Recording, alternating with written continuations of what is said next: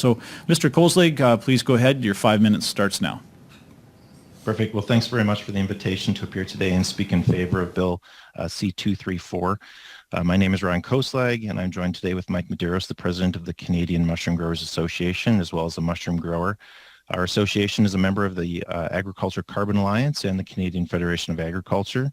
For those who are not aware, Canada has a strong, adaptable, and high-tech mushroom sector that contributes over $1 billion to the Canadian economy. Canada grows over 150,000 tons of mushrooms annually, and mushroom farms are a big job creator in Canada, creating over 6,400 jobs with competitive wages. Although robotic technologies are being explored, almost all mushrooms are currently picked by hand, and we experience some of the greatest labor shortages in agriculture.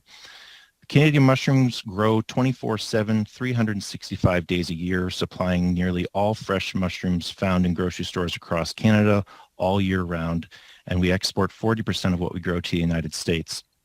Let's just think about that for a moment. How many crops in Canada are grown 365 days a year? To grow crops in Canada during winter, growing rooms must be heated. The carbon tax is adding additional costs to our farms for uniquely growing food in this country during Canadian winter. Although mushrooms are grown indoors in climate-controlled buildings just like greenhouses, mushrooms were not exempt from the carbon tax. Revenue Canada has been unable to provide real reasons for why the greenhouse exemption that has been in place for a couple of years now wasn't applied to mushrooms, as the mushroom sector experiences some of the same cost factors as greenhouses, and large concentration of mushroom farms are located right next to the major greenhouse growing regions in Canada.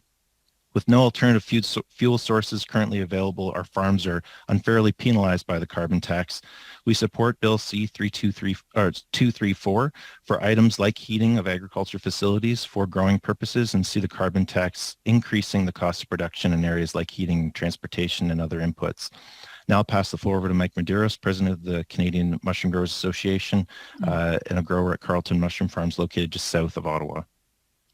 I'd like to thank everyone for inviting us here today as well.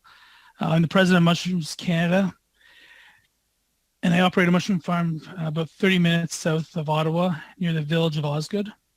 We are a second generation family farm where I farm with my brother Mike and other key family members. My farm currently pays a carbon tax in excess of $150,000 a year.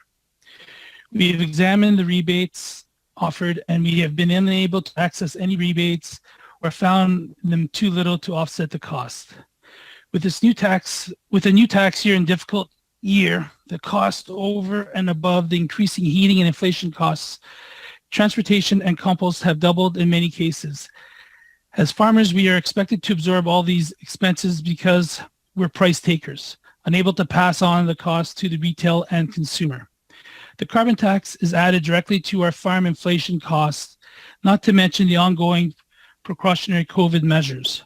Mushroom farms are extremely efficient and sustainable, with a low carbon and water footprint. We know this through a study conducted in the partnership with the American Mushroom Council that places mushroom growing at one of, if not one of the lowest carbon footprints for food sources.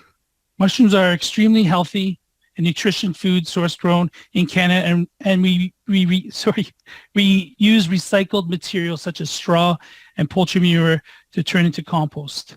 Again, our industry supports Bill C-234, and we are happy to answer any questions you may have. Thank you. Thank you very much.